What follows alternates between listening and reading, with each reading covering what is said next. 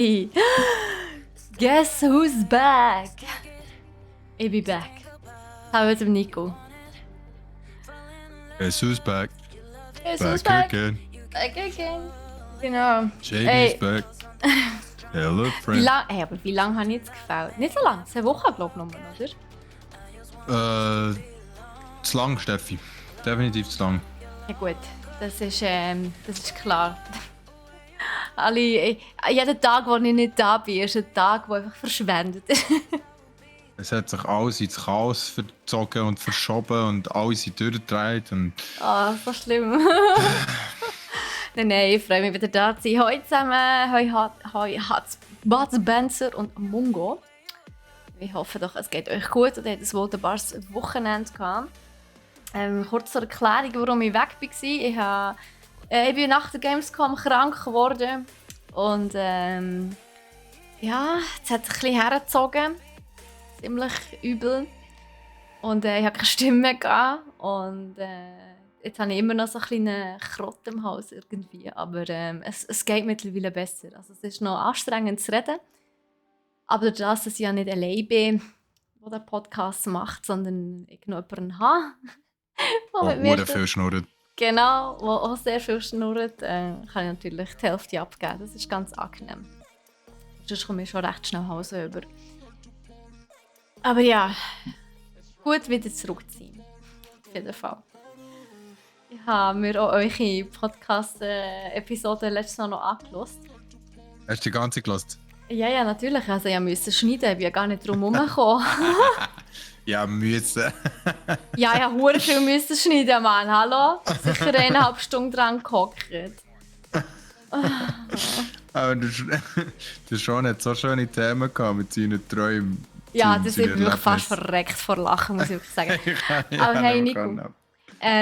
Ich habe vorher irgendwie, also mein PC hat einen kleinen Schluck aufgehabt, irgendwie ein Glück gewesen, und hat mir die ganzen Audiosachen irgendwie, weiß auch nicht, ausgehängt, I don't know.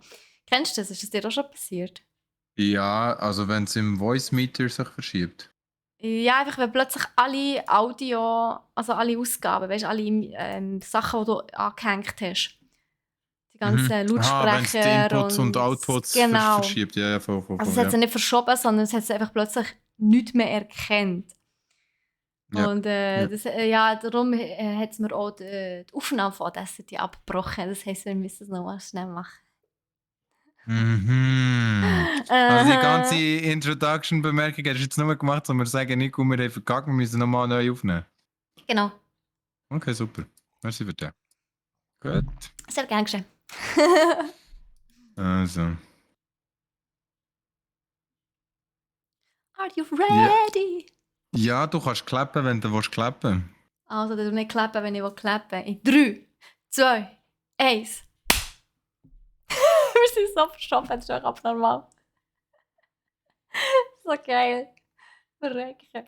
Super, aber es scheint zu funktionieren, wunderbar. Sie sind wirklich gut verschoben. Ja, es ist normal, es ist wirklich ganz, ganz schlimm. Ja, das ist halt, gell, weil wo du übers Netz drin bist bei mir und ich das dann von mir aus streamen, logisch ist es verschoben. Oh, ja. Aber halb so schlimm. Das kann ich im Podcast, also im Nachbearbeiten vom Podcast noch ein bisschen richten. Oder dass wir uns nicht immer ganz so krass ins Wort fallen, das tun ich auch noch ein bisschen korrigieren. Das ist voll noch aufwendig, so einen Podcast zu schneiden, das kann ich dir also schon sagen. Das ist nicht einfach schnell husch vorne und hinten abgeschnitten und gut ist. Das habe ich nie gesagt. Hallo? Ja, ich meine es auch nicht so. Hey, übrigens, ich habe dir noch etwas mitgenommen von der Gamescom. Du mir? Ja. Oh, also jetzt bin ich gespannt. Schau schnell in Stream rein. Ich habe das Gefühl, ich schaue die ganze Zeit. Also, schau. Einerseits habe ich das hier für dich. Was ist das? Hallo, willst du mir sagen, du kennst das Game nicht mehr? Warte. Oh! Nightingale. Ja! Und dann habe ich noch den hier für dich. Das ist so ein Pin. Oh! Was habe ich das verdient? Ja, wo ich etwa eine Handvoll von diesen Fingerdrücken bekommen habe. Die haben, ich sag dir, Weißt du, sie könnte etwas. Schatz, sie könnte irgendetwas Herziges sagen jetzt. Oder irgendetwas hure romantisch. Sie könnte irgendwie sagen, wo ja die denkt oder ja, die in dem Moment vermisst. Das Einzige, was sie sagt, ist, ja, ich versuch's. Ja, dass ich die Hand drücken bekommen. Ich dachte, ja, gut, also. nein, es war so, ich war ein paar Minuten allein an Gamescom unterwegs, wo ich noch ein paar Fotos machen von den verschiedenen Hallen. Und dann habe ich eine gesehen, die dort so ein bisschen lost im Zeug rumgestanden ist. Und dann habe ich so gefunden, so, ja, geh mal ein bisschen schauen, wer das so ist. Und bin so her und beim Vorbeilaufen habe ich so gesehen, dass die so Stickers auf ihrem T-Shirt hat von Nightingale. Und ich so voll so, oh mein Gott, so zu her, so, oh, Nightingale, voll geil. Und so, ich freue mich sehr auf das Game. Und sie wirklich geht aufblüht, wo anscheinend keine Sau das Game erkannt hat. Und ich war wirklich so die Erste, die auf sie zugekommen ist. Und sie hat mir so erzählt, so, weisst, ich habe bis jetzt immer allen die Stickers und die Pins müssen andrehen und wirklich so beim Vorbeilaufen so die Finger drücken. Und ich war so die Erste, die es erkannt habe. Und sie hat sich gefreut, das war so herzig. Wow. Ja, also eben, wir haben ja eigentlich wir freuen uns ja gross auf das Game, haben wir eigentlich schon immer gesagt. Ja. Ich habe auch gefragt, wie es aussieht mit dem Release-Datum. Und sie hat dann gefunden, so, ja, bei ihnen im Büro ist Cyberpunk so der Begriff, der am häufigsten genannt wird, wo sie genau das eben nicht möchten. Sie wollen keine Crunch-Zeiten, sie möchten nicht, dass das Game halb fertig rauskommt und darum lassen sie sich Zeit. Also es kann sein, dass es noch ein bisschen länger dauert. Aber dafür wird es geil, habe ich das Gefühl. Also. Ich glaube auch, ja. Also ich freue mich mega auf das Game. Und vor allem kommt mir irgendwie gerade in den Sinn, dass ich den Sticker auch schon irgendwo gesehen habe. Wo habe ich den gesehen? Ja, das ist der Typ im Trailer, der trägt die Maske. Ja, ich weiss, aber genau diesen Sticker habe ich erst nicht mehr gesehen. Also ich habe das Déjà-vu gehabt, das du mir gezeigt hast. Irgendjemand... Vielleicht auf meinem Instagram-Foto, dort habe ich den Pin an meiner Jacke. Nein, der Kleber, der Grosskleber. Aha. Da kann ich dir nicht weiterhelfen. Gut, ich muss mal mein Hirn nicht erforschen, als ich das gesehen habe. Ja. Auf jeden Fall... ja, auf jeden Fall, ich gebe das, wenn wir uns das nächste Mal sehen, irgendwann mal in 500 Jahren oder so.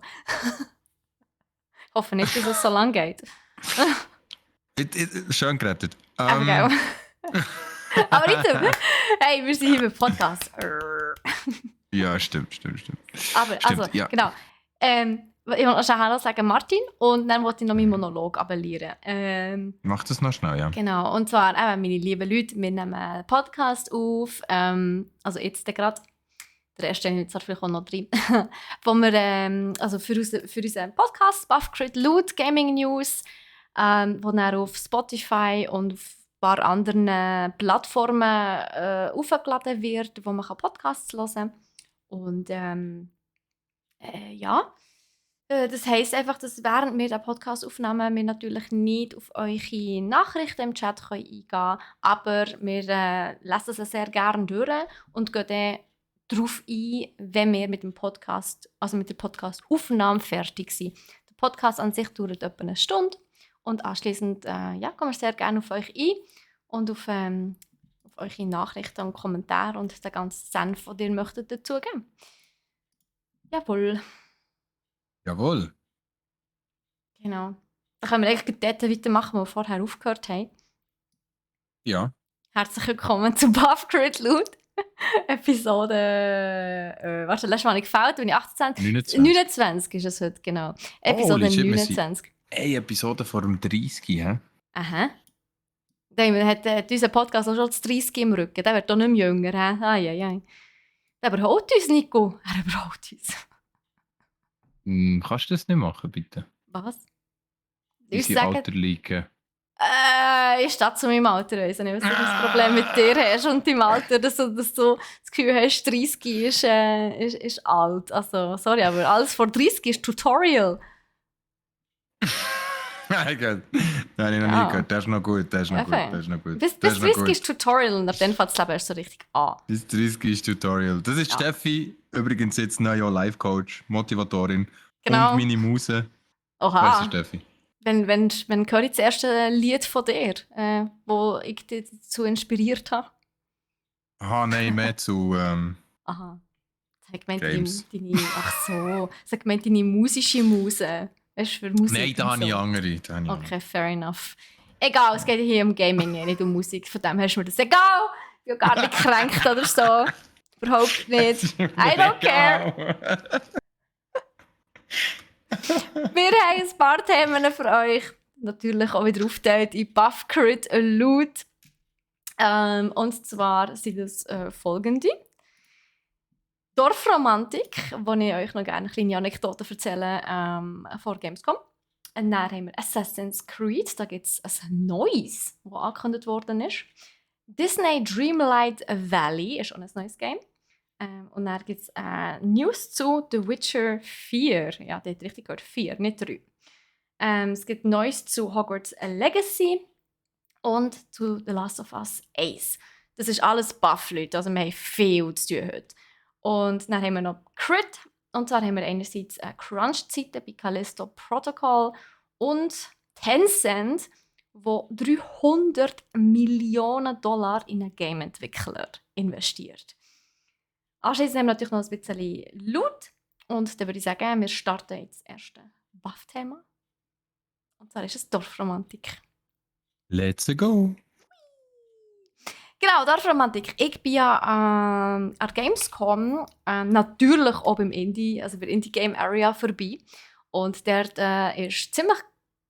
Ich glaube, das war der erste Stand gerade. Und ich bin einfach instant bleiben hängen, was ist Dorfromantik. Und Dorfromantik ist ein Game, das ich schon seit längerer Zeit spiele. Weil es einfach hure chillig ist. Ich meine, wenn ihr Dorfromantik noch nicht kennt, Leute, dann ist euch definitiv etwas verloren gegangen, hätte ich gesagt. Also entgangen.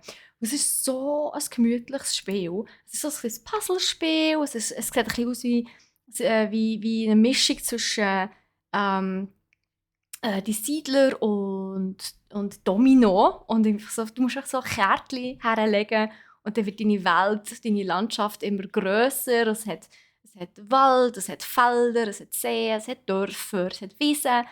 Und das hat sich in den letzten Monaten vom Early Access, den ich auch schon gespielt habe bis jetzt, recht weiterentwickelt. Es hat auch ganz kleine, herzige so Details, wie zum Beispiel Wildschweine oder Biber oder Rehe, die aus den Wäldern rauskommen. Und es ist echt cute. Es hat auch Bötchen, die auf den Flüssen rumtuckern. Und es hat auch verschiedene Biome. Einerseits hat es halt das normale Biom, wo halt einfach, ja, die Wiese ist grün, die Wälder sind grün, die Felder sind gelb und so weiter. Und es gibt verschiedene Biome, wo eben sich die Wälder auch ein bisschen herbstlich so ein bisschen, verwandeln, ja. Also beziehungsweise, je grösser die Map wird, also die Karte wird, die du leist, desto farbiger wird es sozusagen. Und es wechselt nicht innerhalb der Zeit. Also nicht, es ist nicht so, dass nach 5 Minuten ist die ganze Karte gleich, sondern es tut sich so stellenweise wechseln. Also plötzlich leist du das Feld und du siehst es ab, Bäume verfärben sich langsam, so herbstlich. Und jetzt ist es so, dass es ein neues Biom gibt, und zwar das Sakura-Biom. Das heisst, dass es alle, die ja, sich ein bisschen mit Bäume, sage ich jetzt mal, auskennen, oder zumindest ein bisschen mit Japan, die wissen, was Sakura oder? ist. Exakt, Kirschblüten. Das heisst, alle Bäume werden pink und die Häuser sind japanisch angehaucht. Das ist cool. Ist die Musik dann auch so japanisch? Wunderschön aus. Nein, ich glaube, die Musik bleibt immer gleich, das weiss ich nicht. Auf jeden Fall ist es ist wirklich ein mega gemütliches, chilliges Game. Man kann es easy spielen, indem man irgendwie zum Beispiel neben Netflix schauen oder so. Und Sakura-Biom kommt am 29. September. Und zwar jetzt, Trommelwirbel, gleichzeitig wie Dorfromantik auf der Nintendo Switch erscheint. Ja, der hat richtig gehört. Dorfromantik kommt auf der Nintendo Switch und ich habe es eben an Gamescom angespielt. Und es spielt sich recht, wie sagt man, authentisch. Also ja, es fühlt sich gut an, um auf der Switch zu spielen. Ja, das klingt wie ein Game, das man auf der Switch spielen kann. Ist es. Ja, ja. Mhm. Und weißt du, was ich lustig gefunden habe? Und das ist die kleine Anekdote, die ich euch erzählen wollte.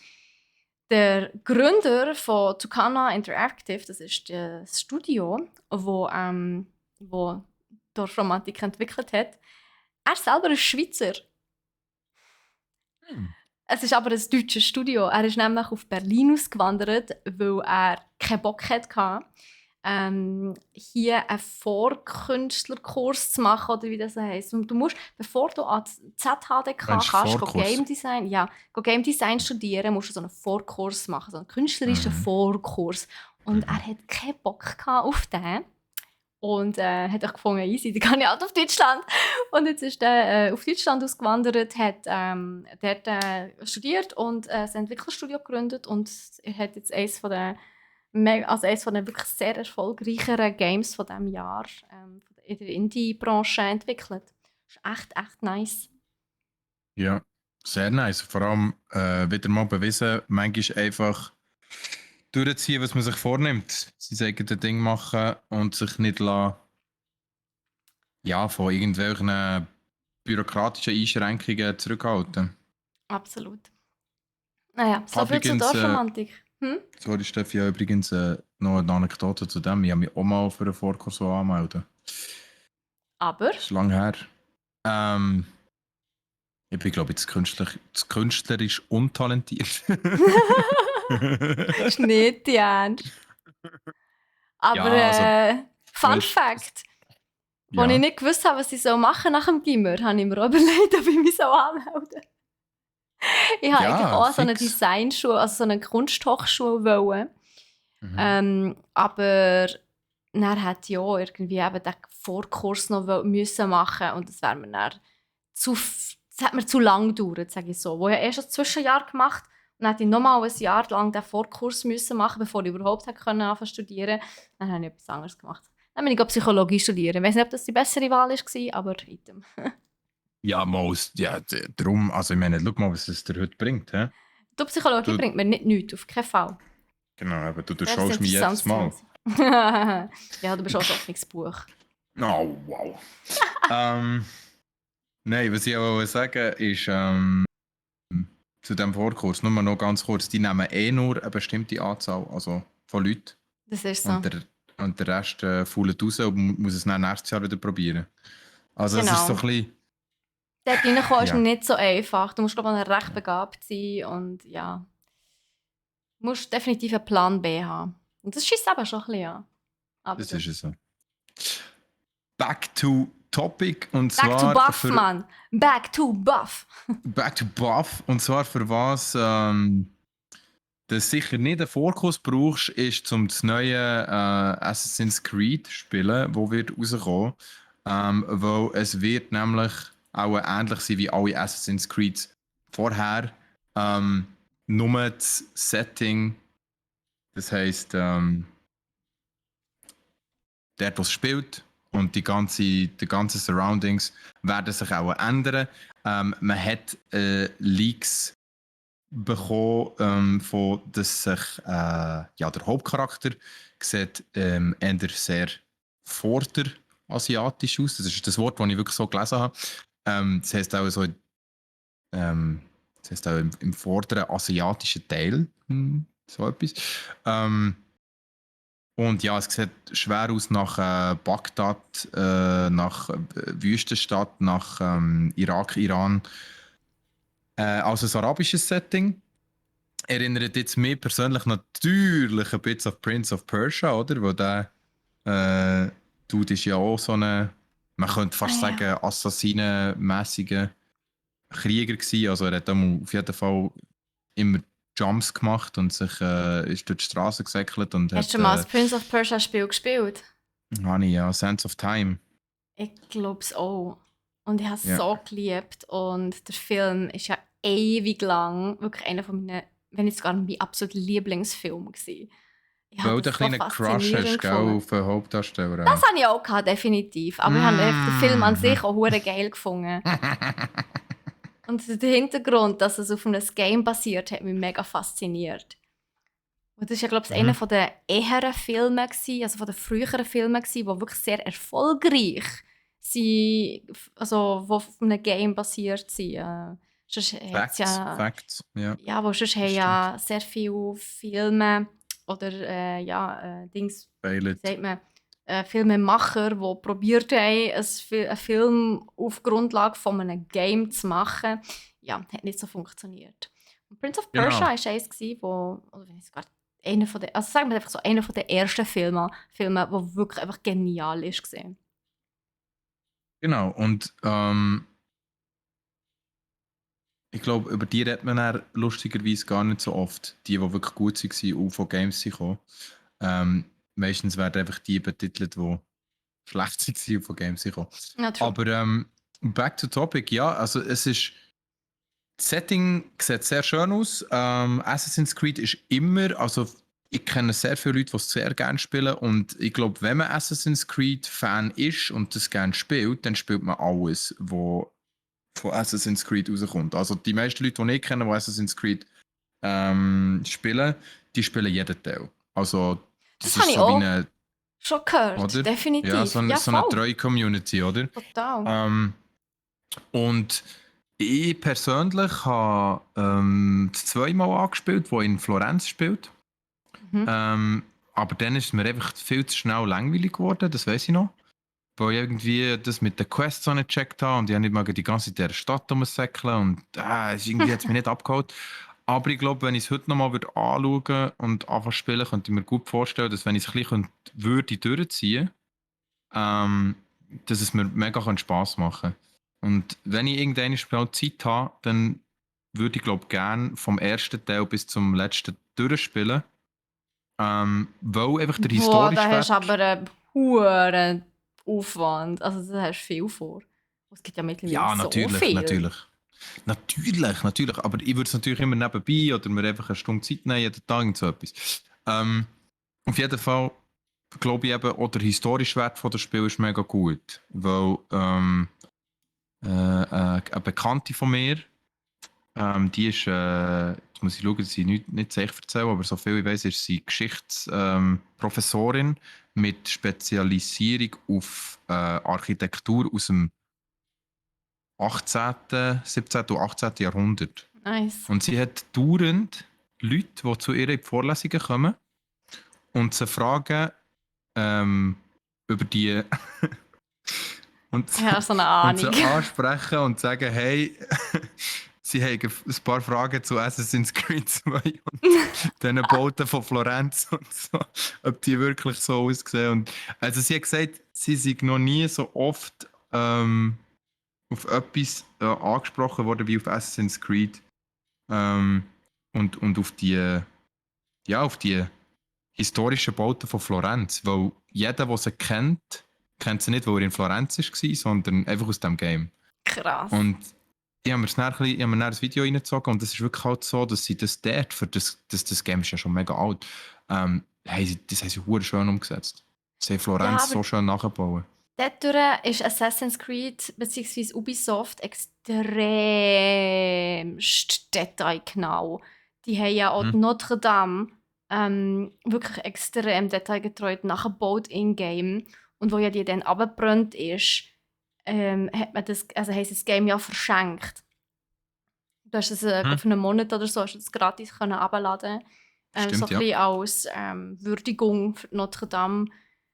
Und ja, also das habe ich recht cool gefunden, weil die sind dort wirklich sehr genau. Also architektonisch, wenn man sich für wirklich Städte und die Geschichte von der Städte interessiert, ist, glaube ich, Assassin's Creed nicht das dümmste Game. Und das ist einer der Gründe, warum ich Gaming allgemein einfach so geil finde. Man lernt tatsächlich auch ein bisschen etwas.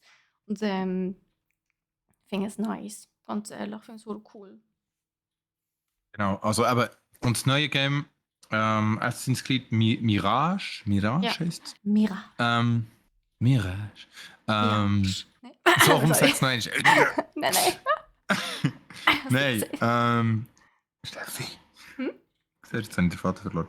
Also, das neue Assassin's Creed Mirage hat einfach das sehr arabische Flair und es sieht aber wirklich aus, als wäre es in Bagdad, wo es wird spielen. Und ich finde halt, dass das,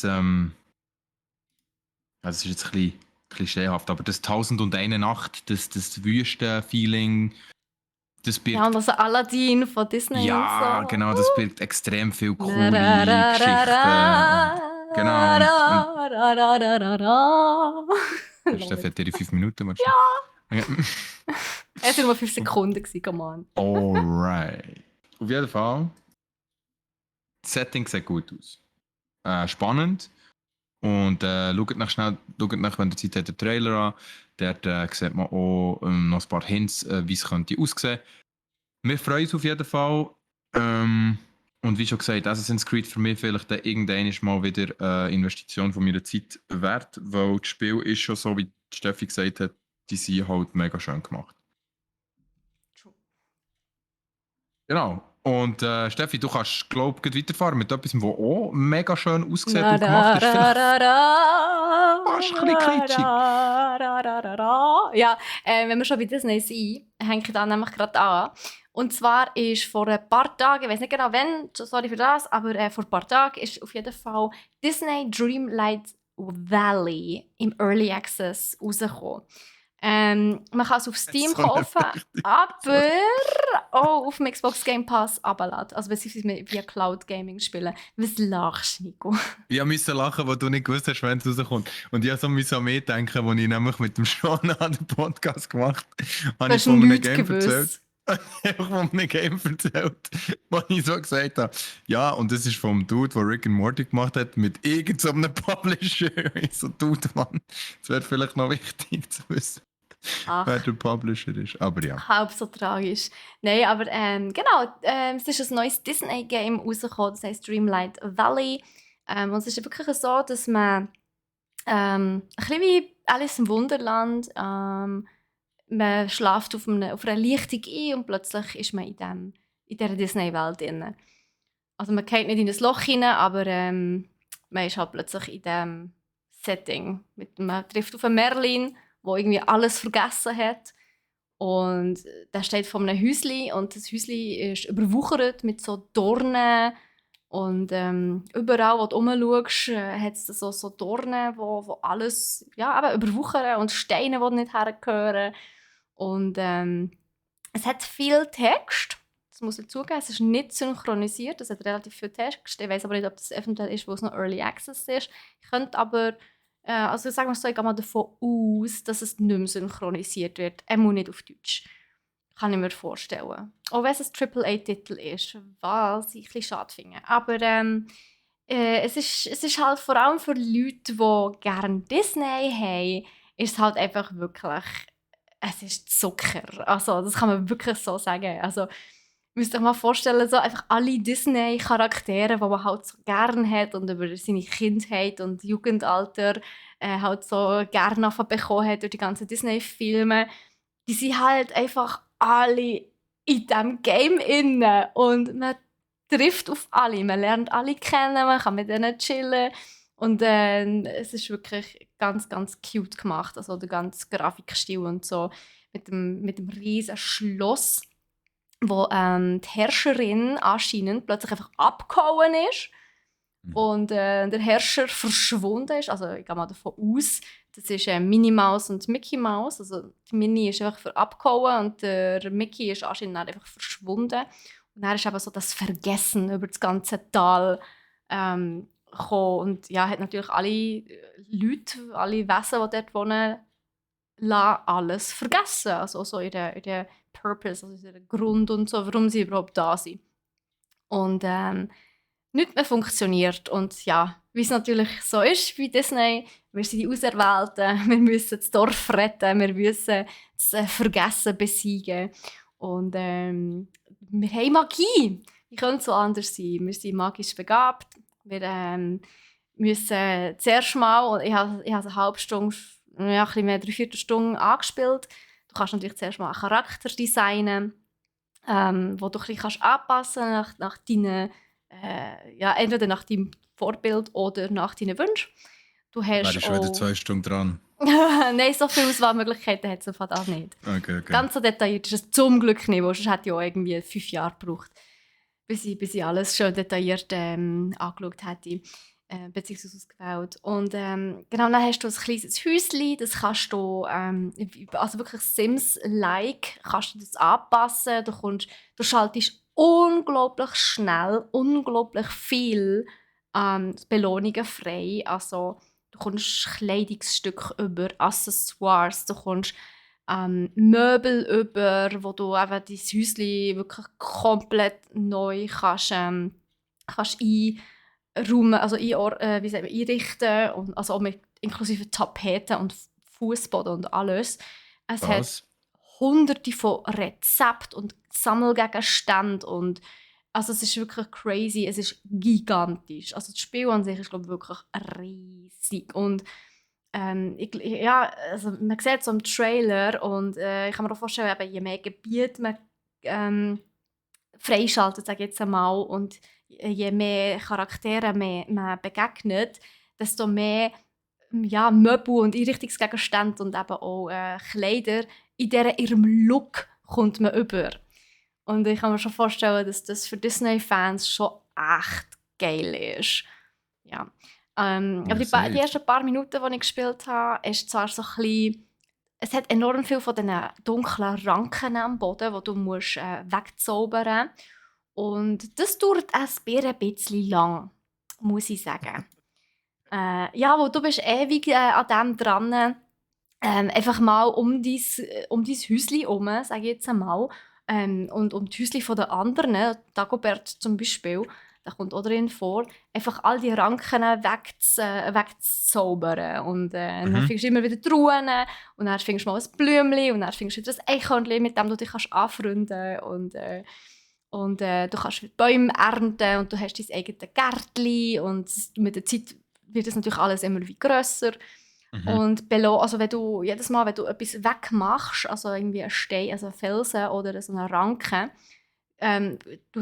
droppt es irgendwie etwas, also ein Coin, also Ingame-Währung, oder irgendwie ein Stück Kohle oder whatever, also Rüeblisamen. Es droppt einfach immer etwas. Aber das Zeug spickt so dermassen im Zeug um, sage ich dir. Du laufst einfach wirklich nochmal wirklich alles ab, damit du alles kannst einsammeln kannst. Und das ist das, was mich ein bisschen genervt hat. Aber sonst ist es eigentlich mega herzig gemacht. Und ja, ich bin gespannt. Ich freue mich. Ich habe mir überlegt, ob ich das am Freitag so streamen soll. Ich habe zwar schon angefangen, aber ich glaube, wir machen einfach dort weiter, wo ich angefangen habe. So weit bin ich Ja, nämlich also, noch nicht. ich fände es immer noch eine gute Idee. Und vor allem, eben, es ist schon etwas Nostalgisches. Also Total. jeder kennt halt die Charaktere und Ja, ich kann meine, sich weißt du, es sind ja quasi. nicht nur die neuen Disney-Charaktere, sondern es sind auch Goofy und so, weißt du?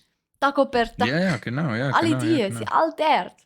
Und die OGs sind dabei. Genau. Und dann, Ja, klar, ja. natürlich die neueren, so, ja, wie die Elsa oder die Vajana, klar, die sind natürlich auch dort, aber und Ralf reicht's, hast du also geil.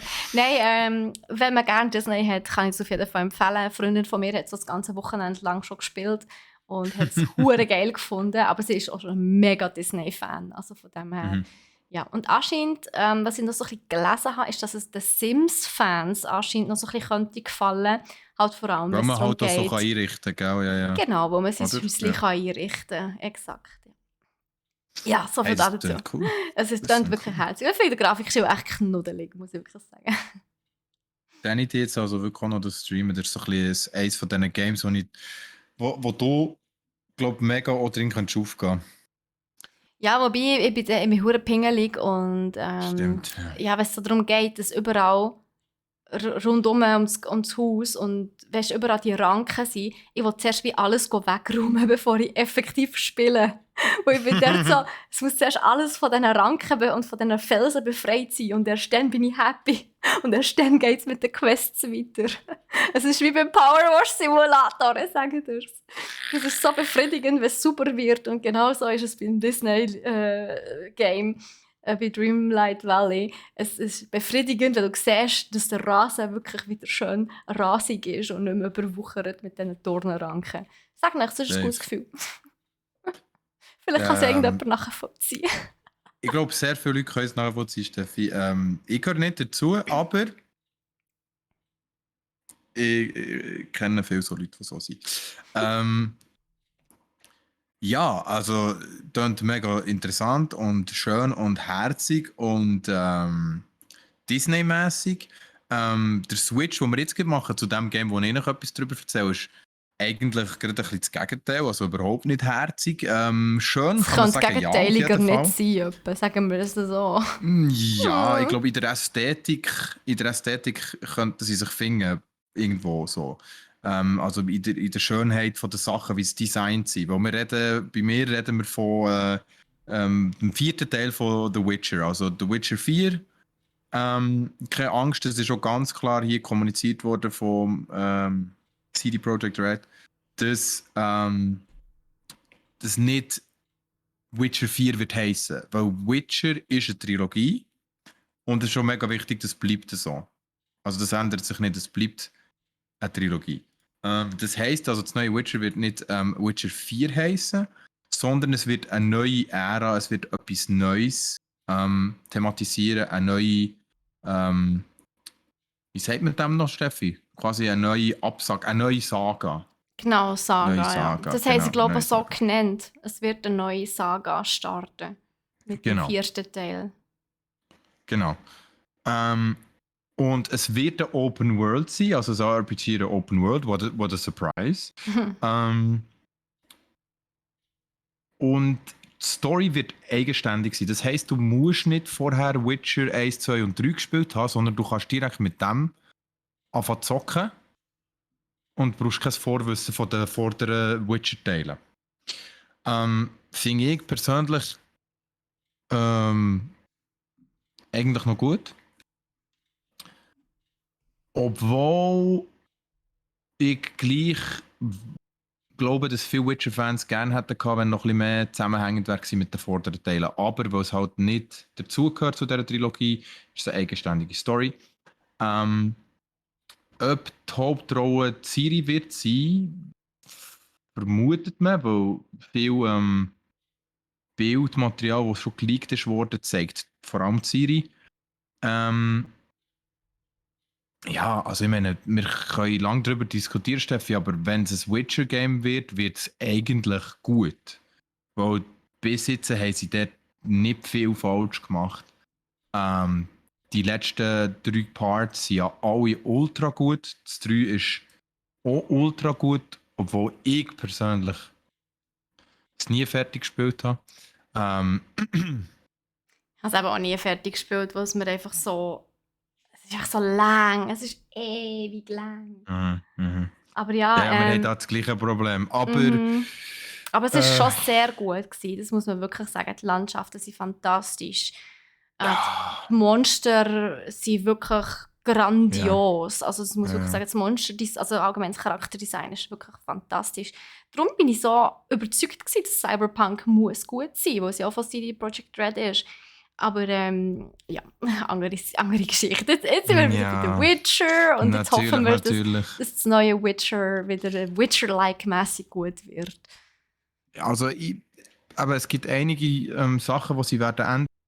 Von der hauseigenen Red Engine, über das haben wir schon mal geredet. Ja, in Episode 10. Genau. Ich habe nachgeschaut. Wir haben dort ein bisschen über Theorien und so geredet und wer weiss, also was euch interessiert, geht Episode 10 schauen und nachhören. Dort haben wir noch viel über so Möglichkeiten und so geredet. Genau, geht dort hören. Also auf jeden Fall, eben, sie wechseln von Red Engine auf die Unreal Engine 5.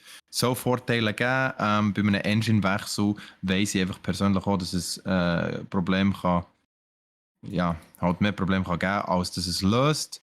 Aber hey, let's see. Und sie wollen auch noch nicht sehr viele Details verraten.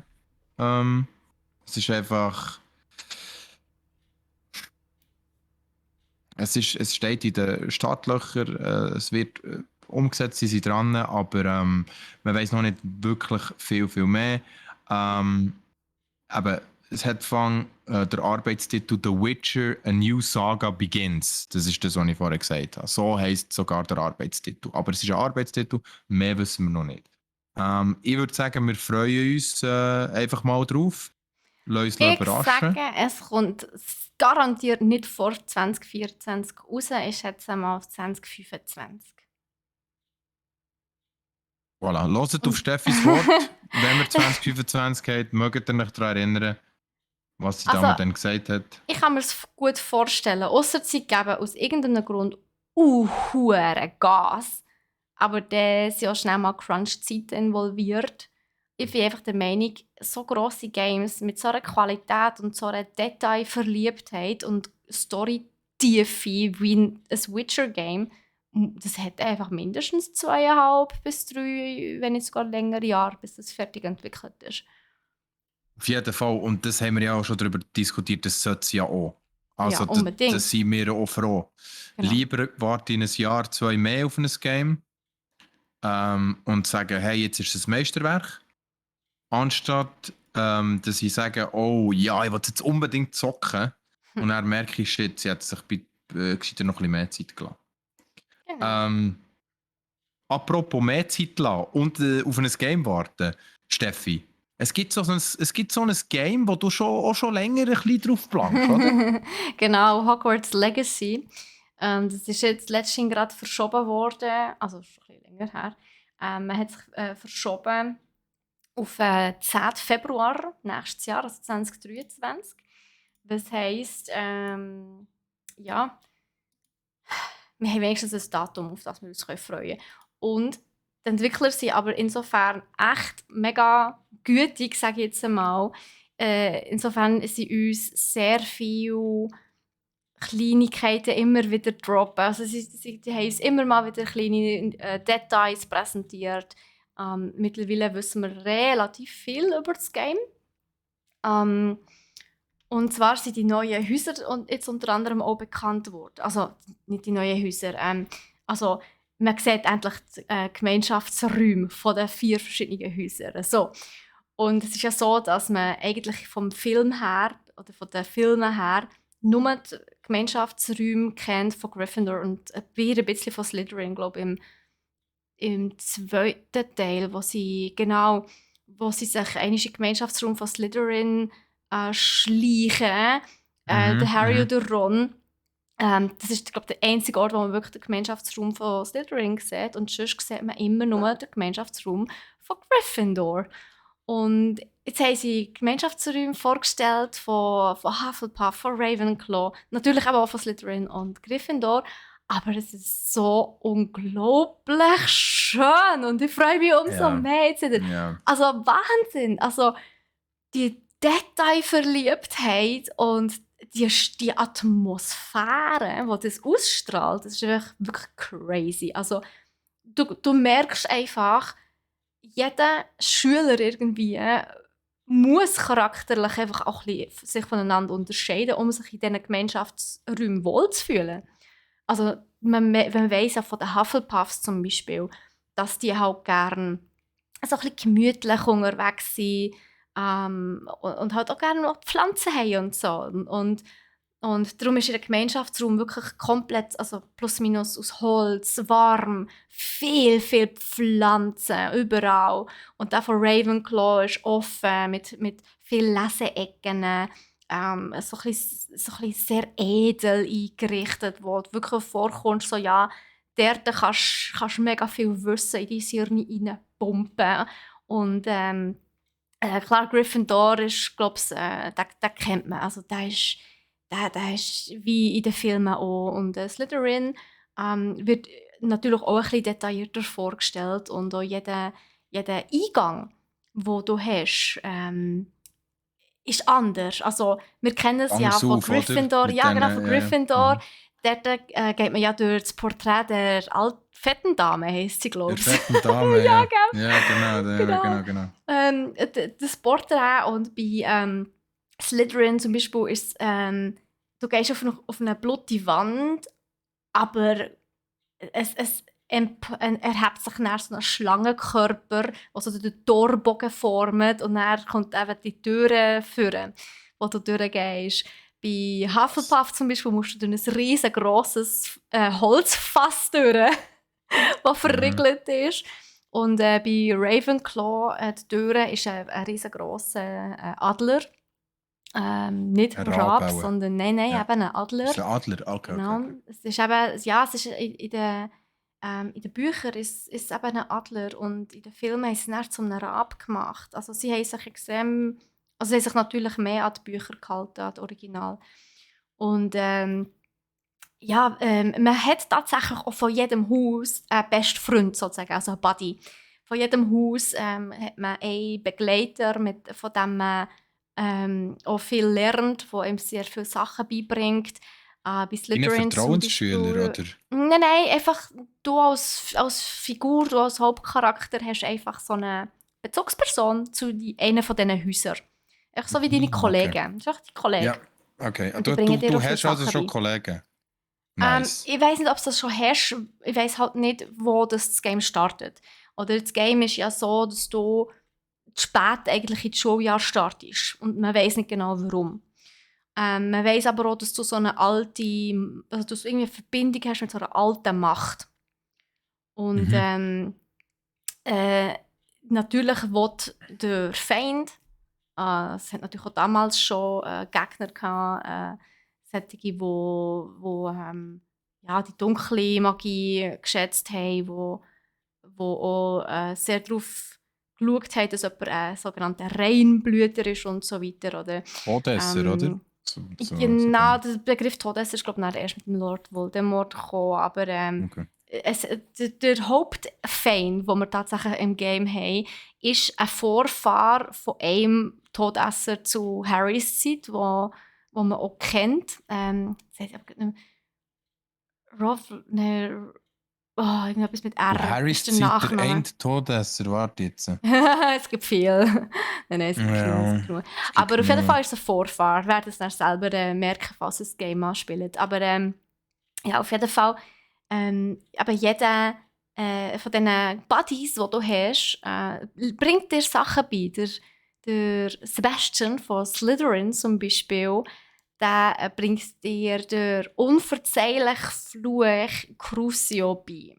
Ja. Mit 16, weißt du? Und ich meine, damals schon ist die Benutzung von diesem Fluch eigentlich damit geändert, dass du in Azkaban gelandet bist. Also es ist hoch verboten.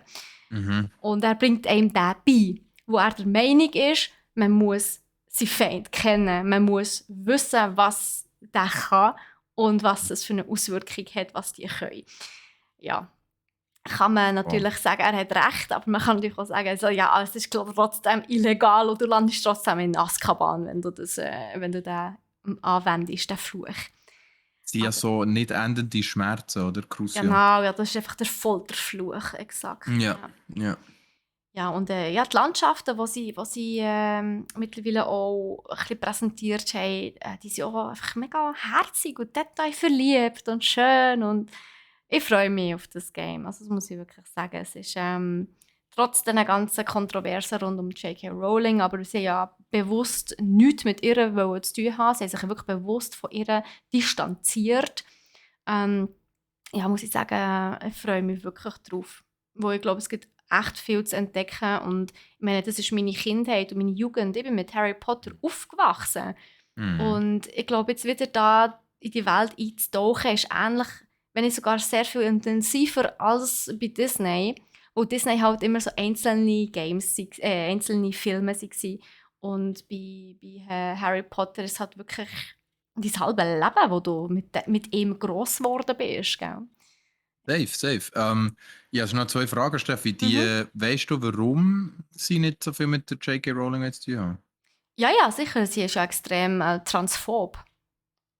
Also, ja, sie ist eine ganz transphobe Person, die sich auch schon sehr hasserfüllt eigentlich, online geäußert hat. Und also mit so einer Person will man eigentlich wirklich nichts zu tun haben. Will man sich auch distanzieren. Haben sich auch wahnsinnig viel schon boykottiert. Also viel boykottieren das Game jetzt schon, weil es Harry Potter ist. Und ja, sind wir ehrlich, gell, ein Teil der Einnahmen geht wahrscheinlich trotzdem zu ihr, wo sie natürlich die Lizenzen hat. Ja, safe. Ja, auf jeden Fall. Okay. Also ich habe nur mal so Munkeleien gehört, aber so extrem ist, habe ich nicht gewusst. Man überlegt sich natürlich nachher gerade so, weißt, erkennt man das in ihren Erzählungen irgendwo? Gut, du weißt, also du merkst einfach, es hat nie irgendwie ein Transmensch eine Transperson. Klar, aber das ist damals, wenn ist das rausgekommen? Das erste Buch ist 2001 erschienen. Dann ist es halt einfach auch noch nicht ein gesellschaftliches Thema gewesen, das angesprochen worden ist. Ich glaube, vielleicht nicht, wenn sie es heute wird schreiben, aber wenn es heute wird geschrieben werden, könnte es natürlich durchaus sein, dass, dass es die eine oder andere Transperson im Spiel drin hätte. Ja. Du kannst bei Hogwarts Legacy tatsächlich auch, glaube ich, eine Transperson sein. Also, du musst, glaube ich, nicht mal ein Geschlecht angeben, wenn ich mir recht im Kopf habe. Mhm. Ja. Es ist spannend. Ich würde gerne bei einem späteren Thema noch mal kurz auf das zurückkommen. Auf das Thema, weil es ist lustig. Lustig? Alter, das ist ein ernstes Thema. Entschuldigung, ich meine, es ist lustig, der Fakt, dass ich es entdeckt habe, auch in einem anderen Spiel. Ach so, okay. Das ist lustig, sorry. Es ist nicht lustig im Sinne von haha, Steffi. Okay? Ja, das klingt schon besser. Sagen wir mal, Du? Ich komme jetzt nicht mit dem Excuse me, wir haben 2022. Excuse me! Excuse me, Sir! Nein, aber ey, es klingt mega cool. Also es klingt mega, mega cool. Es klingt nach... Viel erkunden tönt's. Ja, und das ist werden spielen, weil jetzt, wo ich den Trailer auch reinschauen und gesehen habe, wie die Räume und so gemacht sind, ist Hey, Hammer. Und vor allem, was ich richtig geil finde, die Entwickler sind enorm detailverliebt und haben gerne Easter Eggs anscheinend. Also anscheinend findet man wirklich überall irgendwo verteilt, versteckt irgendwo ein Easter Egg. Und das ist echt cool. Und auch geschichtlich von der Geschichte von Hogwarts, die ganzen Geister und so, die sind auch da. Auch wenn es für die Story vom Game vielleicht gar nicht braucht. Aber sie sind da und ich finde das verdammt schön. Oder fast kopfloser Nick und so. Ja, genau. Und Ja, der fette Mönch von Hufflepuff und so. Und der blutige Baron. Ja, wahrscheinlich. Und Pief, der Poltergeist. Und die malende Mitte. Oh, nein, die nicht, weil die ist ja...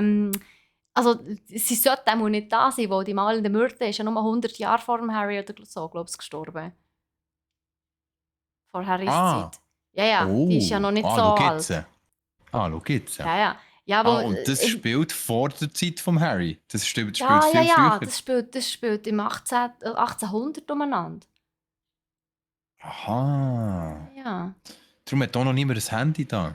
Exakt, aber Harry Potter und Ron und Hermine und alle anderen haben auch noch kein Handy gehabt. Die haben Eulen gebraucht. Nico, mit Eulen hat man da kommuniziert man in der Back in the days, wo man noch Eulen gebraucht genau. Weißt du noch? Das war noch richtig OG, Steffi, wo ich dir aber meine Eulen übergeschickt habe. Nein. Ja, dann mit Flaschenpost via Kanalisation geantwortet. Ja, genau. Es war nicht immer eine Hurensauerei. Ja, Entschuldigung. War schneller gegangen. Meine Eule war so ein bisschen alt, langsam und hat sich ständig verflogen. Ja, die ist immer in den Kreis geflogen, weil nur noch ein Flügel ist. Oh, die arme Eule. Okay, wir müssen bremsen. Gut. Also eben, es klingt mega cool. Auch ein Spiel, das ich sicher auch wieder reinschauen. Und wenn wir schon bei wunderschöner Grafik sind und detailgetreuem Umsetzen von einem Game, dann springen wir zu meinem Thema, und zwar Last of Us Part 1 Remake. Dort scheiden sich, das ist ein lustiges Thema, ich glaube, unsere Geister scheiden sich dort ein bisschen. Habe ich das Gefühl, Steffi. Ich bin mir nicht sicher, weil ich jetzt deine Meinung dazu noch nicht gehört habe, aber ich habe mir es angeschaut und ich finde, grundsätzlich ist es ein sehr schönes Remake. Wie alt ist Last of Us 1? Das ist ja schon ein paar Jahre alt. Hey, also grafisch kann man da noch einiges machen. Ja, und vor allem, du hast mir heute ein Video geschickt von diesen Anpassungen, von diesen grafischen Anpassungen, die sie gemacht haben bei den Charaktermodellen. Genau. Das ist krass, du checkst auf einmal erst, wie schlecht eigentlich das erste war, als das Original. Also, du denkst teilweise, oh wow, so hat es dann ausgesehen. Es ist mir ganz anders übergekommen. Es ist mir noch viel, es ist mir more real übergekommen. Und dann schaust du die neuen an, die sie jetzt mit neuem Rendering und noch viel besser und noch viel schöner überarbeitet haben. Und du denkst eigentlich so, krass. Ich habe ich habe mir in dem Fall, mein Hirn hat sich in dem Fall echt Details dazu gedichtet, weißt du, die nicht da waren. Das Das ist ja kann gut etwas, sein. oder? Das ist ja etwas, wo dein Hirn manchmal macht. Ja, Ähm, das Hirn ist sehr gut drin in Lücken füllen. genau, Enorm gut, ja. genau. Und dort kommen wir wieder zu einem sehr philosophischen und auch für die Game-Zukunft vielleicht wichtigen Thema. Was ist, wenn dein Hirn gar nicht mehr dazu dichten kann, wo alles da ist? Die Aha. Frage lassen wir mal im Raum. Aha. Aber Verdichtet Sachen weg, dam dam dam. dann. Wir kehren den Spieß um. Genau.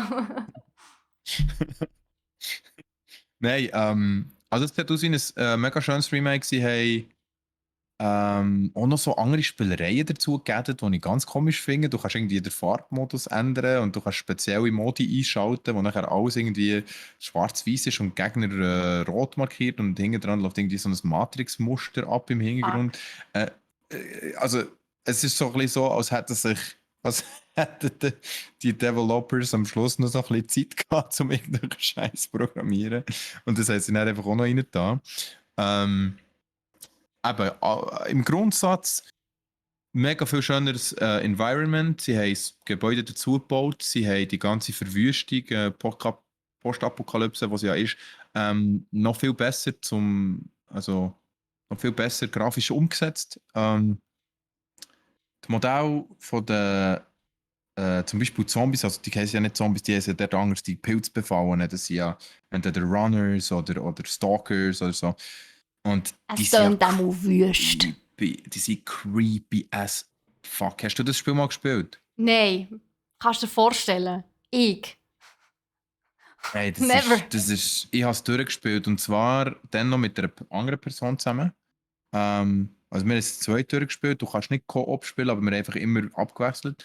Und ähm, gleich, es ist so creepy, wenn du durch etwas, also durch so einen Part laufst, wo dunkel ist und du hast dann so eine Sensorik, also du kannst ja wie ähm, du hast wie so Impulssignal, wo du kannst warnen, wenn das dir so ein Stalker, also so ein Runner gehört, oder? Und dann Mhm. wird es rot. Und die tun so komisch klicken. Also sie nennen sich, es gibt Clickers, die haben so Clickers. Mm. Und die tun so komisch klicken, wenn sie in der Nähe sind von dir. Das ist dann so ein ganz übel metallisch tönendes Klicken. Und wenn du das immer näher hörst, dann bist du gleich mal fucked. Das ist Es schon. erinnert mich an Dings, wie heissen die von Minecraft? Ah, du meinst die Grünen? Ja. Ja, aber Das sind Minecraft, nicht also sorry. Creepers oder so, wie die Mo heißen, keine Ahnung. Creepers, ja. Gell? Aber Weil die also machen ja auch Minecraft. so ein Geräusch und je lauter das wird, desto näher ist. Also plötzlich bist du. Ja. Ja, aber Minecraft, also Steffi, Juhu. Minecraft. Minecraft das sind blöde Blöcke, die auf dich zukommen, die grün eingefärbt Ich sind. Also der weiß, hat jetzt und immer ich weiß, aber es ist mir gerade in den Sinn gekommen, wo du so von diesen Dingen erzählst. Okay. Auf jeden Fall, The Last of Us, ich kann es jedem empfehlen, was ich.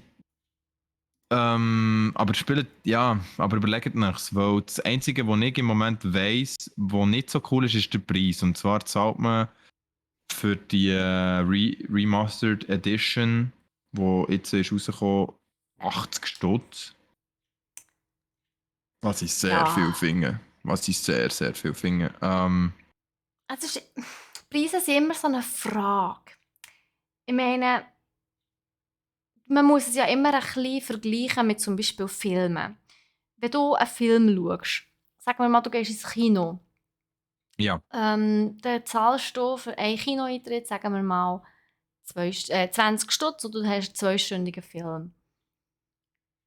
Das heisst aber, wenn du ein Game hast, das 20 Stunden hat, solltest du ja 200 Stutz zahlen. Also, weißt du, was ich meine? Wenn es so proportional wird weitergehen. Ja, Ja, natürlich. Ich weiss genau, was du meinst. Also, ich meine, du hast das Gefühl, also wir reden jetzt hier davon, das Game ist sein Geld wert, weil es steckt genug Arbeit dahinter. Oder also ist das der Punkt, wo du darauf raus willst, dass man... Ja, nein, nicht nur. Also natürlich auch, klar, die Leute, die natürlich dahinter stecken und daran geschafft haben, müssen natürlich auch bezahlt werden. Ja, ich meine, Personenstunden sind das teuerste an einem Unternehmen, das ist ja so. Aber was ich eigentlich darauf, also auf was ich eigentlich raus will, ist, wenn du einen Film kaufst, beziehungsweise einen Kinoeintritt, und du zahlst für 2 Stunden Unterhaltung 20 Stutz.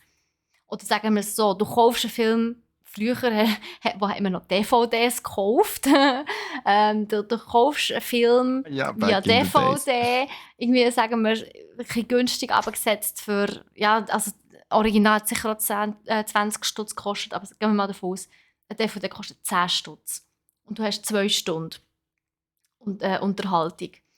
Und wenn du das so aufrechnest, ist ja eigentlich, ja, wenn du dann 5 Filme schaust, also total 10 Stunden Unterhaltung, dann hast ja du 5 mal die 10 Stutz, also 50 Stutz, die du gezahlt hast. Weißt du, was ich meine? Ah, Oder? gut. Und Mhm. ich finde, man sollte es ein bisschen so vergleichen. Ich meine, ein Game, wo du 120 Stunden lang unterhalten wirst, und drinnen kannst du versinken. Und ich meine, es ist auch nochmal ein bisschen eine andere Art von der Unterhaltung als ein Film, wo du dich einfach berieseln lässt. Ja, da finde ich, ja, wenn man die Stundenanzahl anschaut von den Games, wie lange die auch dauern, finde ich es teilweise schon gerechtfertigt, wenn die Preise rauf sind im Vergleich zu den letzten Jahren. Safe. Also, ich kann es ich kann es sehr gut nachvollziehen, weil ich das Abo auch anwende. Das Preis-Leistungs-Verhältnis wende ich Abo an, wenn ich mir ein neues Game kaufe. Und ich nachher finde, hey, ich spiele das jetzt schon seit, keine Ahnung, 14 Stunden. Dann hat sich für mich schon eigentlich fast jeder Preis gelohnt. Weil, also das ist jetzt wirklich eine kleine Anforderung, aber wenn ich ein Game 2 Stunden spiele oder 3 Stunden spiele, es dann nie mehr anlängen oder es refunden, dann hat sich natürlich das Geld nicht gelohnt, logisch. Mhm. Aber wenn ich für ein Game halt ein bisschen mehr ausgebe und dann aber merke, hey, es ist wirklich gut und ich spiele es mega viel, ähm, ja, dann ist für mich der Preis auch berechtigt gewesen. Weil ich halt gerne so viel ausgeben für die lange Unterhaltung, die ich jetzt von diesem Game hatte. Genau, das Also ist das, so was ich sehe aber ich es, ja, so sehe ich es so eigentlich. So sehe ich es wirklich auch. Ich glaube, hier ist mehr die Thematik beim Preis so, dass die Leute halt sagen, ja gut, es ist ein Remake, es gibt schon ein Original. Warum verlangt man dann für ein Remake nochmal 80 voll Stutz Preis, und sagt nicht Mensch. einfach, ja, und sagt nicht einfach, hey, kaufe das Ja, wo Remake es oder... halt ein Ja. Remake und kein Remastered ist. Genau, es ist nicht ein Remastered, also man ist nochmal dran gehockt, man hat nochmal alles überall, es sind nochmal sehr viele Stunden an Arbeit gewesen, das ist halt das, was ich sage. Und du hast halt dann ich meine, ich hatte das Last of Us, das ist, wann ist das gewesen? 2000 Das ist lang her. boah, das ist 2000 wann bin ich 20 gewesen? 2000 Das ist schon eine Weile her, so wie zurückrechnen, Nico. Da musst du deine alten grauen Gehirnzellen anstrengen. Hast du die überhaupt noch? Hey, warte schnell. 2021. Ich muss schnell überlegen, wenn ich mit der zusammen war. 21 oder Okay, 20. der Nico rechnet die Zeit nach Freundinnen, die er geht. Hey. Das stimmt nicht.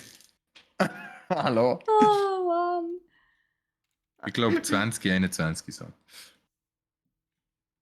2011 ist Last of Us rausgekommen. Ja, das kommt her, ja. Das kommt her, ja. Kommt her. Ungefähr. Holy shit, 2011! Holy shit! Ah nein, 2013. Exklusiv für PlayStation 3. Ich würde sagen. 2013. Mhm. Aber gleich. Holy shit. Ja, schon sehr her. Fast 10 Jahre. Boah, Steffi. Ei. Wo geht die Zeit her? In Games. In Games, Nico. Okay, auf jeden Fall.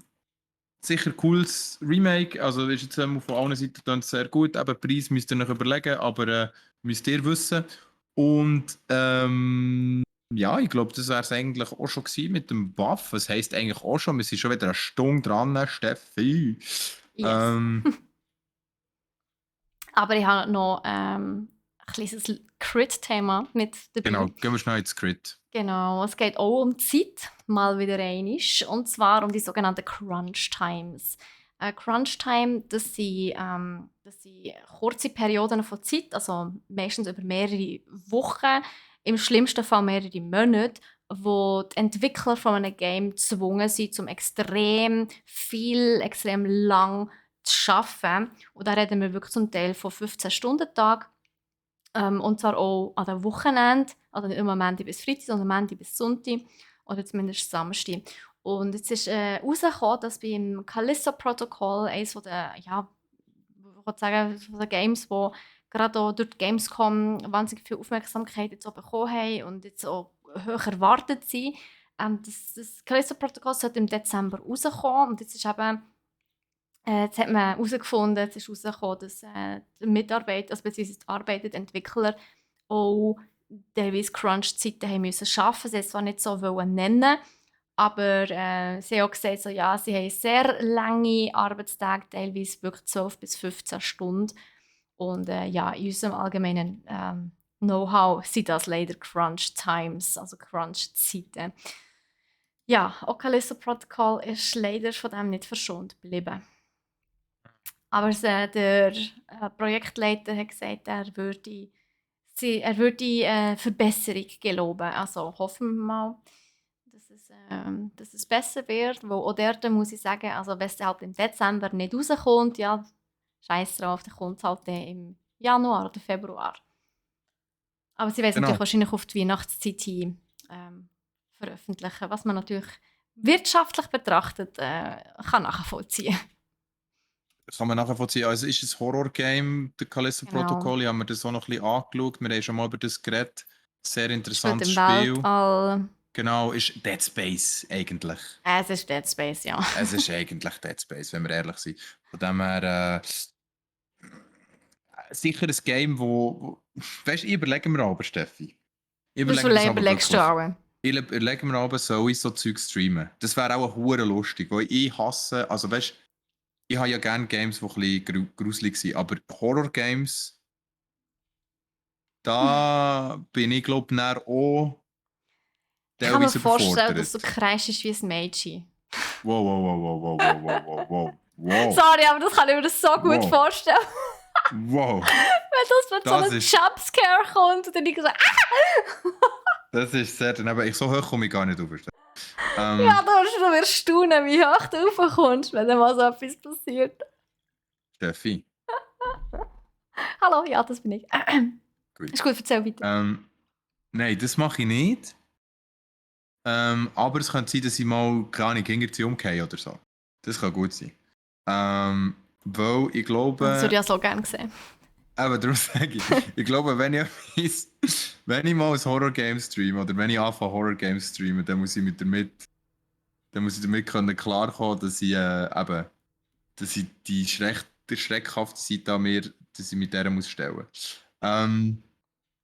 Es gibt so ein paar Games, die ich mir antun würde und ich glaube, das würde ich mir echt schon nur wegen dem ultra coolen grafischen Stil und dem sehr, sehr, sehr brutalen und sehr grusigen grafischen Umsetzung. Bloody ist untertrieben, es ist wirklich Gore. Also es ist wirklich wüst.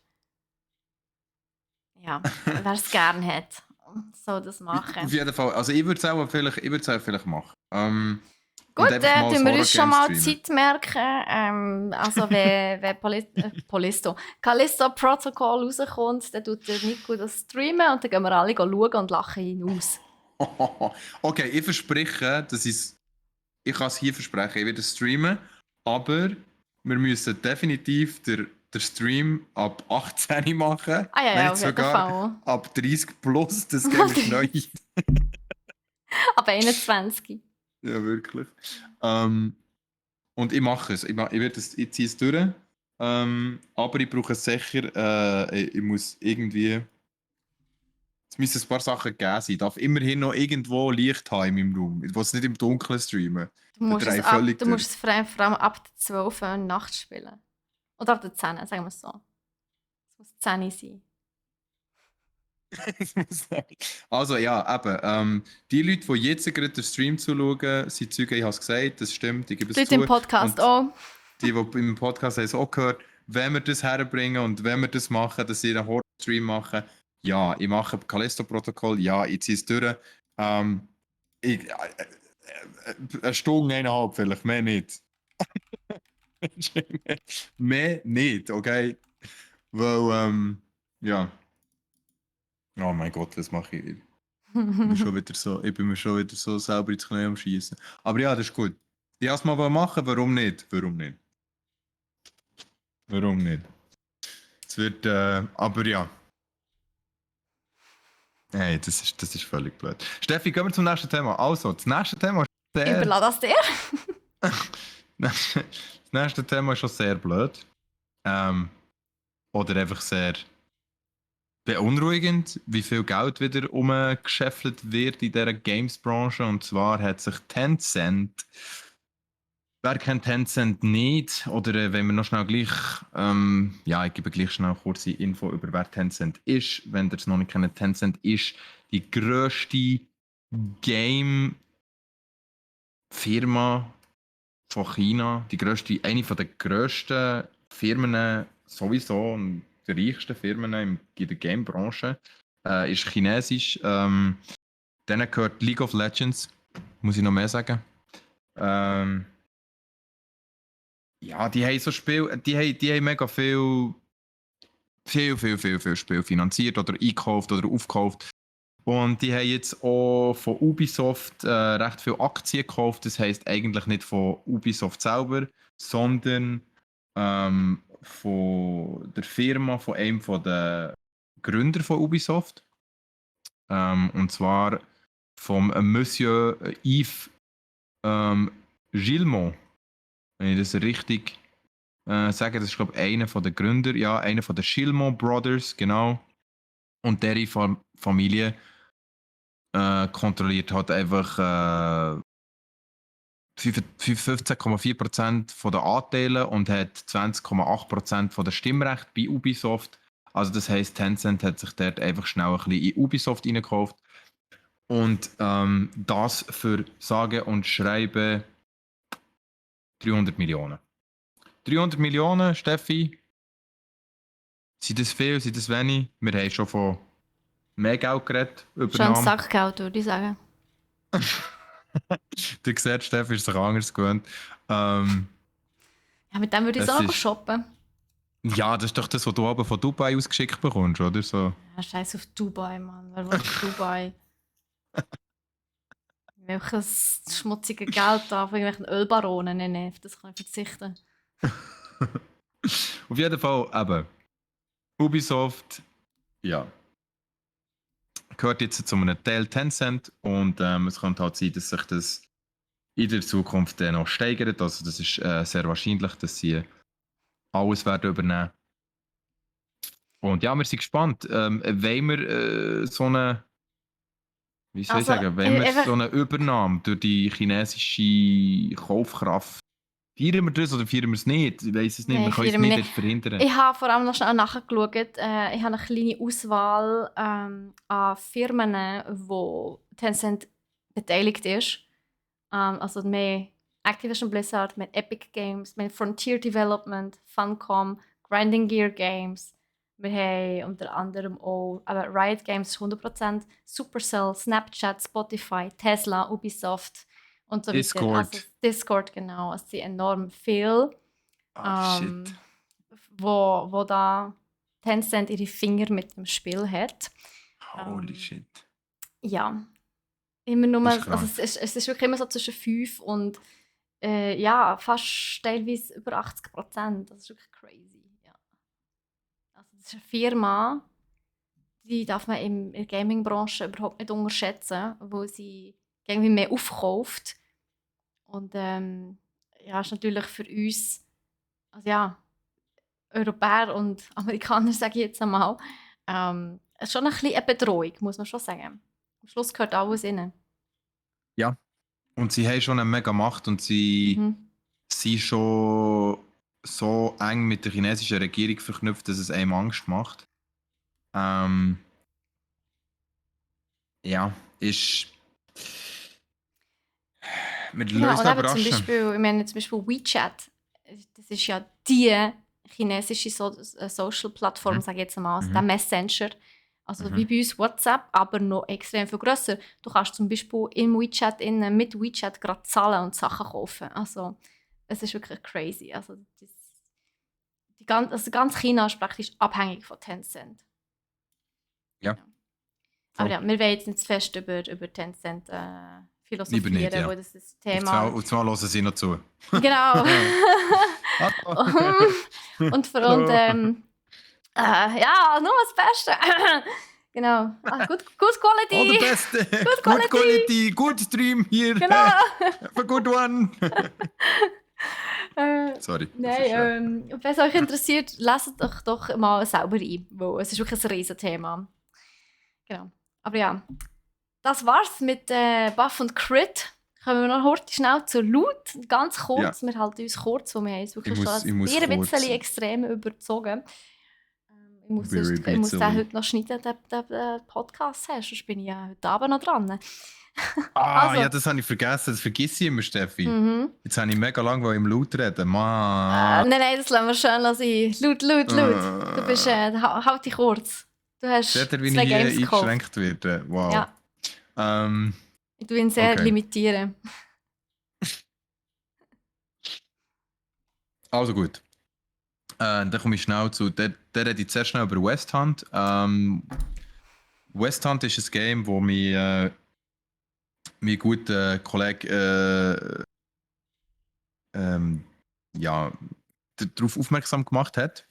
Und es ist, wie soll ich sagen, es ist eigentlich nicht mehr als ein, wie heisst es, Ein Among Indie-Game, das im Us. Wilden West spielt. Nein, es ist ein Among Us im Wilden Westen, eigentlich.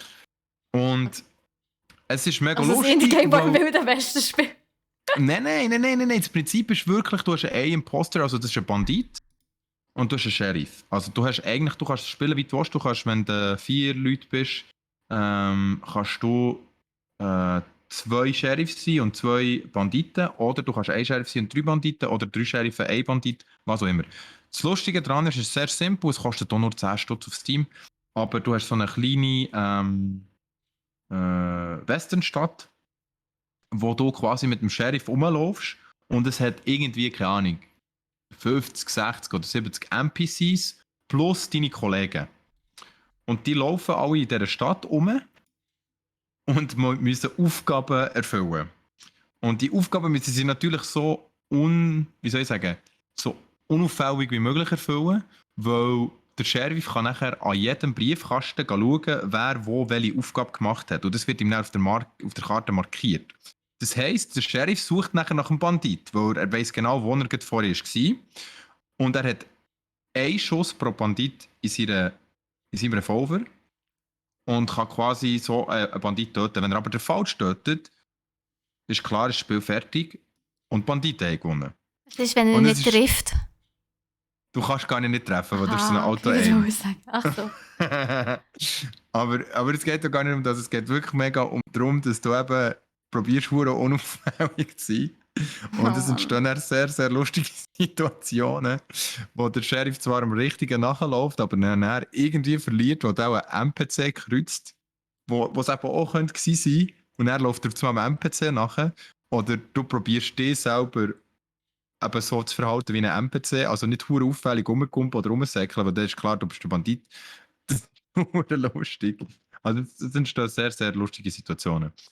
Ist zu empfehlen, für mit Kollegen zu spielen, macht Spaß, ist nur 10 Stutz auf Steam. West Hunt. Und das zweite Game, das ich mir gezogen habe, ist Temtem. Temtem ist ein Pokémon-Klon. Mehr brauche ich nicht sagen. Ich glaube, Temtem ist einfach wirklich ein Pokémon-Klon. Sie haben so viel geklont. Es ist so wie, als würdet ihr euch sehr gut gefälschte Louis Vuitton-Taschen kaufen in der Türkei. Und alle Kollegen würden das Gefühl haben, das ist eine echte Louis Vuitton-Tasche. Aber es ist eigentlich nur ein Klon, der einfach wirklich sehr, sehr, sehr gut ist. Und ich habe Temtem angefangen zu spielen, weil ich persönlich nicht Lust hatte, mir ein Nintendo zu kaufen und Pokémon da drauf zu spielen. Ich habe Temtem ist in dem Fall auf dem PC. Temtem ist auf dem PC, aber du kannst es auf der PS spielen. Und das Interessante daran ist, du kannst es Koop spielen. Das heisst, wir sind jetzt zum Beispiel Koop unterwegs. Wir haben Koop angefangen. Du kannst von Ende bis Schluss kannst du alles Koop kämpfen. Und das ist mega, mega gut, weil du hast immer 2 Monster im Kampf. Und das heisst, dass immer ein Monster entweder von dir oder von deinem Kollegen ist. Und du kannst nachher die Attacken kombinieren. Also das heisst, je nachdem, welches Element das dein Monster hat, ist es kombinierbar mit dem Element, das die Kollege sein Monster hat. Und die geben sich dann so Synergien. Und es ist mega cool gemacht. Sie haben sich wirklich mega viel überlegt bei den Animationen. Also sie haben sich nicht mega viel überlegt beim Spielkonzept, weil es ist literally Pokémon. Also wirklich. Aber es sieht so herzig aus mit den kleinen Monsterchen. Und sind wir ehrlich, was mir aber bei Temtem immer recht gefallen hat, also ich habe es jetzt selber nie gespielt, aber ich habe es mal auf meine Wunschliste gepackt. Was mir bei Temtem immer so gefallen hat, ist halt wirklich, dass man hier halt sieht, dass noch sehr viel Potenzial für neuartige Monster rum ist, ja, wo nicht irgendwie aussehen wie ein Alltagsgegenstand. Also die Kreativitätslosigkeit, wo die Pokémon Company hier an den Tag legt, ist wirklich sehr, sehr traurig. Und Temtem beweist, dass es eben gleich möglich ist. Das ist sehr schön gesagt. Ich glaube, bei mir hat es dann aufgehört, Pokémon ernst zu nehmen, wo sie irgendwie das Pokémon rausgebracht haben, aussieht wie eine Glasse. Da musste ich sagen, so, aber jetzt oder längt's. irgendwie eine Lampe oder ein Trashbag, also ein Müllsack oder so. Alles mögliche. Schlüsselanhänger. Ja. Es gibt nichts, was es nicht gibt. Mir tut der Dude auch leid, weil, ich meine, der muss jetzt jedes Mal irgendetwas Neues erfinden und wer mir auch mega leid tut, ist der deutsche Übersetzer. Der muss jedes Mal die Huren nehmen. Oh ja, die Namen, der Übersetzer, oh Gott. Die Namen sind so doof, Mann, wirklich. Ja. Ich sehe jetzt den Schlüsselanhänger, ich habe nicht geglaubt, dass es nicht gibt, aber es gibt nicht tatsächlich. Es gibt wirklich einen Schlüsselanhänger-Pokémon, oh mein Gott. Ja, aber ich kann vielleicht dort auch noch sagen, bei den Japanern ist es ja so, dass sie finden, dass jeder Gegenstand einen eigenen Geist, einen eigenen Kami in sich inne hat. Und vielleicht kann man es ein bisschen so erklären, dass sie das ein bisschen probiert haben, so umzusetzen. Das kommt mir jetzt gerade in den Sinn. Aber Temtem, schwere Empfehlung. Ich habe es gestern gesuchtet mit einem Kollegen, ich werde heute weiterspielen, ich freue mich mega drauf. Vielleicht streame ich sogar ein bisschen, dann können die 2, 3 Leute, die es interessiert, zuschauen. Und ja, Temtem, ich bin happy, habe ich mir es gekauft, das war eine gute Investition. Das wäre es für heute, ich habe meine Dreamlight Freunde. Valley gekauft. Oh Scheiße, über das habe ich ja schon genug geredet heute. Oh ja, das habe ich noch nicht gemacht. Egal, auf jeden Fall, yes, das wäre es für heute gewesen, für den Podcast. Merci, habt ihr zugeschaut. Wir würden uns natürlich freuen, wenn ihr uns 5 Sterne geben auf Spotify. Und wenn ihr unseren Podcast würdet nachhören, falls ihr das noch nicht gemacht habt, gell, Yves? Bitte nachhören, vor allem der letzte. Yves nachhören, bitte. Du weisst es, gell? Sonst ist bei dir langsam genug heute, Junge. Herr Staubli. So gut. Genau, also, Podcast auf Spotify, jeden Dienstag 16:00 Uhr. Live auf Twitch sind wir jeweils am Montag 15:00 Uhr. Und am Mittwoch und am Freitag haben wir Gaming-Zeiten. Mittwoch 3 und Freitag 2. Und am Dienstag ab der 11 ist noch ein Klemmbausteine zusammenbauen. Schaut mal vorbei auf Twitch und hören wir uns in der Woche wieder. Ciao zusammen. Ciao zusammen. So, jetzt haben wir massiv überzogen mit diesem Podcast. Aber ja, Ja, aber Wir Steffi, es tut mir zwei leid, ich tu die im aber, Duo. ich vergesse immer, dass du Wir so, zwei im ja. Duo, wir sind halt einfach unglaubliche Labertaschen, nicht wahr? Ist das jetzt gut oder schlecht? Es kommt darauf an, auf die Situation. Ja, einfach kommt drauf an, auf wenn du möchtest Feierabend. Das weiss ich, ja. Das ist mir schon Gut, klar, mein Steffi. Feierabend heute zieht sich extrem spät raus. Aber nein, ich glaube, wenn es um einen Unterhaltungswert geht, ist es gut. Genau, gell, Also Hörnli-Mann. Finde ich ich sehe aber jetzt auch noch. gerade Merci ich sehe jetzt auch gerade im vielmals. Chat, ja, dass es gut überkommt. Eben, Da bin ich sehr froh. Ich habe es vermisst, mit der Steffi Podcast zu machen. Es gibt eigentlich fast nicht... Same. es gibt Obwohl... niemanden, den ich mehr lieber Oh, provoziere. same, Tito. Nein, aber ich merke jetzt, ich habe wirklich Halsweh. Also ich muss jetzt meinen Hals ein bisschen schonen. Mach das, dann sag jetzt doch einfach nicht mehr. Weil ich tu sonst Abmoderation machen, Steffi. Super, Komm, du mach du kannst das. ein bisschen chillen, ein bisschen ruhig sein. Weil, was das Lustige ist, ich habe vorher noch gesagt, weißt du, der redet einfach nicht so viel. Und jetzt hat sie gleich wieder so viel. Hallo, ihr kennt mich, als ob ich nicht viel reden kann. Ich gehe noch schnell ein bisschen auf den Chat ein. Was Spencer Mungo haben wir gesagt am Anfang? Der Hörnlimann hat geschrieben, blende das eventuell das Bild ein, dass ihr einen Podcast aufnehmt, dass die Leute nicht denken, die reagieren gar nicht. Eigentlich haben wir im Fall so eine Chat-Info, wo das eigentlich sagt, dass wir einen Podcast aufnehmen. Die ist jetzt Habe zwar ich noch nicht vergessen. gekommen. Aha, okay. Aber ja, ich finde es auch nicht schlecht, wenn wir es im Stream selber gerade durchsehen. Ja, das kannst du dir ja in dem Fall das Notizchen machen. Und Hörnlimann, ich finde es sehr schön, wie du Podcast geschrieben hast mit POT. Also das hier hat jetzt wirklich nichts mit Pod zu tun, sondern mehr mit einem Podcast, wo wir, ja, ich weiß auch nicht, von wo kommt das D im Podcast? Ich weiß es nicht. Muss ich mal nachschauen. Gut, das war im Lurk. Der Troy ist gekommen. Hoi Troy. Die hat man im Troy! TLU Der Troy, Part 2 der anfangen. Troy ist immer Steffi, du so... sollst jetzt nicht mehr so viel sagen. Ja, lass Hallo. mich schnell. Der Troy ist immer so... Er ist so der letzte Ritter. Wenn alle ausfallen, wenn es keinen Podcast gibt, wenn es keine Streams gibt, der Klemmbaustein-Stream fällt aus, mein Stream fällt aus, wo ich krank bin oder nicht in der Ferien. Der Troy ist einfach immer da. Er ist so der last standing man. Seine Streams finden immer statt. Das ist eben gut, ja. Der Troy ist. Ich schlage dich jetzt zum Ritter, Troy. Du hast das verdient. Er bleibt uns treu. Genau. Ich glaube, im Endeffekt haben wir, glaube mit dem Troy einen MVP. Definitiv.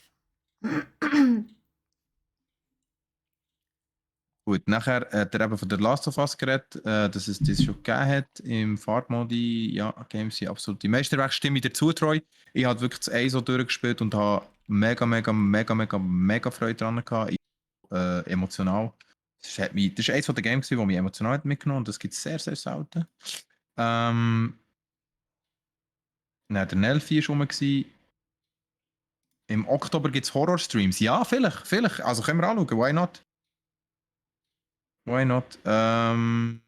Juli war da, hoi Juli. Nachher hat der Troy noch etwas geschrieben mit extra lautem Sound. Ja, eben, wenn ich den Horror-Stream machen soll, hey, eben, ich bin down. Komm, ich habe es jetzt gesagt, scheißegal. Ich sage nicht Zeug und mache es nicht. Jetzt werden hure viele Leute lachen. Agro Steffi heute. Ich bin nie aggro, ich sage nur die Wahrheit. Steffi ist schon manchmal ein bisschen agro. Nur weil es gewisse Leute nicht verkraften können, dass sie die Wahrheit sagen, ist das nicht mein Problem. Das heisst nicht, dass ich aggro bin. Steffi, kaufe dir jetzt den Pulli von Marke hässig. Ich glaube, das passt. Ich habe sogar ein eigenes Emote, das hässig ist. Also es steht hässig, literally. Julie hat gesagt, Eike Gelatini-Hate hier. Wer hat Gelatini-Hate? Ja, das Klasse-Pokémon ist Gelatini. Ah, das ist... Genau das, Troy. Merci vielmals. Es ist echt Latini, so dumm. Sorry, das ist so dumm. Oh, weißt du was? Lol. Der Troy hat mich markieren, glaube ich, noch. What the fuck? Okay, das lassen wir jetzt unkommentiert, Steffi. Das lassen wir Was? unkommentiert. Ah, ich habe gemeint, du bist noch nicht Abonnent gewesen. Aber du bist jetzt Subscriber. Was? Ja, seit 8 Hey, Monaten. merci Und vielmals. du?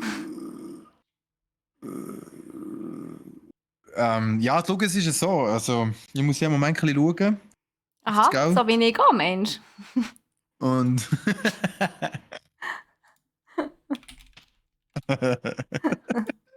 Ich mache dir das noch. Irgendwann. Ja, Mann, jetzt hast du mich nicht draus gemacht. Du hast noch der Troy hat noch Nico, also auch meine Info, die hat Steffi nicht rein da, weil sie es unwichtig findet. Podcast-Info ist auch nicht drin. Gut. Julie wünscht mir gute Besserung, merci vielmals. Hey, warum? Ich bin krank. Aber ja, merci vielmals. Danke. Aber es ist so nicht normal. Hey, warum ich dich krank? Hey, normal ist langweilig, okay? Danke, Steffi, für die Review. Okay, das wäre alles gewesen, glaube ich. Nico, kannst du Multitasking? Ja, ich bin dran. Gut. Ich Also, habe wenn den du Link das schon meinst, geschickt. ich weiß, ich bin dran. Danke. Ja, Ja, ich wie kann's- Männer muss man immer fragen. Männer sind Sehr ja bekanntlich nicht so gut im Multitasking wie wir. Es gibt Situationen, da musst du wirklich gut sein im Multitasking. Ja, diverse. Aber ja. Genau. Hey Leute, ich würde sagen, merci vielmals, Nico, bist noch auf die Kommentare gegangen. Ich sage natürlich auch noch schnell allen Hallo, die noch dazu sind gekommen während dem Podcast und noch reingeschneit sind. Und ja, sorry, meine Stimme kackt langsam ab. Jetzt merke ich wirklich, wie ich Hals bekomme. Holy shit. Ich würde sagen, wir ziehen es gar nicht mehr viel in die Länge. Merci vielmals fürs Zuschauen. Wir würden uns natürlich mega freuen, wenn ihr würdet, auf Spotify den Podcast auch noch nachhören. Der kommt morgen um 4 Uhr, falls ihr den Teil verpasst habt. Oder sonst könnt ihr die alten Episoden ja noch nachhören. Hat ein paar sehr gute dabei. Und, Ja. ja. Und Ja. hey, dann wünschen wir euch noch einen ganz schönen restlichen Montag. Ich hoffe, ihr seid alle ganz gut in die Woche gestartet. Aber jetzt kann es ja noch besser werden. Und genießt den Abend. Und dann sehen wir uns ein anderes Mal hier auf Twitch. Oder eben, wir hören uns im Podcast morgen um 4 Uhr. Yes. Alle zusammen schöne und gute Besserung. Danke. Ich habe gute Besserung. Tschüss zusammen.